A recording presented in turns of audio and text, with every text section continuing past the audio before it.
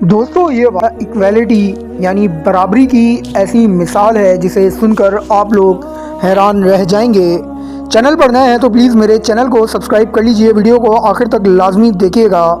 یہ واقعہ ہے حضرت سیدنا علی المرتضیٰ رضی اللہ تعالیٰ عنہ اور ایک اندھے فقیر کا۔ روایت ہے کہ ایک دن امیر المؤمنین حضرت علی رضی اللہ تعالیٰ عنہ مدینہ کی گلیوں سے گزر رہے تھے۔ آپ نے دیکھا کہ ایک بوڑھا نابینا یہودی فقیر دروازوں پر دستک دے کر بھیک مانگ رہا ہے۔ اس کی آواز میں کمزوری تھی اور اس کے ہاتھ کانپ رہے تھے۔ حضرت علی المرتضیٰ رضی اللہ تعالیٰ عنہ رک گئے، اس کی حالت دیکھی اور پوچھا یہ کون ہے اور کیوں مانگ رہا ہے؟ لوگوں نے عرض کی یہ ایک یہودی ہے، جوانی میں کام کیا کرتا تھا، اب بوڑھا اور اندھا ہو گیا ہے اس لیے بھیک مانگتا ہے۔ یہ سن کر شیر خدا سیدنا علی المرتضیٰ رضی اللہ عنہ کی آنکھوں میں نمی آ گئی۔ آپ رضی اللہ تعالیٰ عنہ نے فرمایا تم لوگوں نے اس سے جوانی میں کام لیا اور جب یہ کمزور ہو گیا تو اسے بے سہارا چھوڑ دیا، یہ انصاف نہیں۔ پھر شیر خدا سیدنا علی المرتضیٰ رضی اللہ تعالیٰ عنہ نے فوراً حکم دیا کہ اسے بیت المال سے مستقل وظیفہ دیا جائے تاکہ یہ عزت کے ساتھ زندگی گزار سکے اور کسی کے آگے ہاتھ نہ پھیلائے۔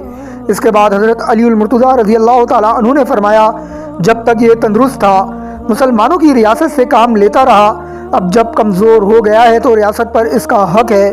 یہ صرف ایک فقیر پر رحم نہیں تھا بلکہ اسلام کے عدل اور انسانیت کا اعلان تھا کہ غیر مسلم بھی اسلامی ریاست میں محفوظ اور باعزت ہیں۔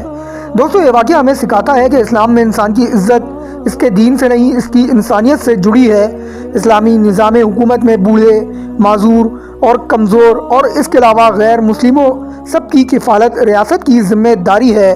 حضرت علی المرتضیٰ رضی اللہ تعالیٰ عنہ کا عدل صرف مسلمانوں تک محدود نہیں تھا بلکہ ہر مظلوم کے لیے تھا۔ دوستو یہاں یہ کلیئر کرتا چلوں کہ وہ غیر مسلم جو بے آسرا، بے سہارا یا بوڑھے ہو چکے ہوں یا بیمار ہو چکے ہوں، اسلام کے نظام حکومت میں ایسے شخص کی ذمہ داری ہے۔ یہ واقعہ آپ کو کتاب الخراج، تاریخ الخلفاء، فتوح البلدان اور البدایہ والنہایہ اور سیر اعلام الانباء میں مل جائے گا۔ دوستو آج بھی ہم لوگ جب دیکھتے ہیں کہ ہم 21ویں صدی میں جی رہے ہیں پھر بھی ہندوستان کے اندر وہاں پر اونچ نیچ اور ذات پات کا فرق ہمیں نظر آتا ہے۔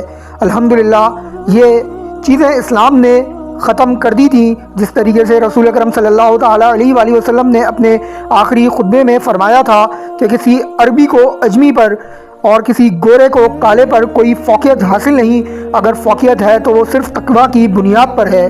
تو دوستو یہ ہے اسلام کا نظام عدل اور اسلام کا حسن اخلاق۔ امید کروں گا دوستو کہ سیدنا علی المرتضیٰ رضی اللہ تعالیٰ عنہ کے حوالے سے یہ تاریخی واقعہ آپ لوگوں کو پسند آیا ہوگا۔ انشاءاللہ جلد ایک اور نئے واقعے کے ساتھ حاضر ہوں گا۔ مجھے اور میرے گھر والوں کو اپنی دعاؤں میں یاد رکھیے گا۔ اللہ حافظ۔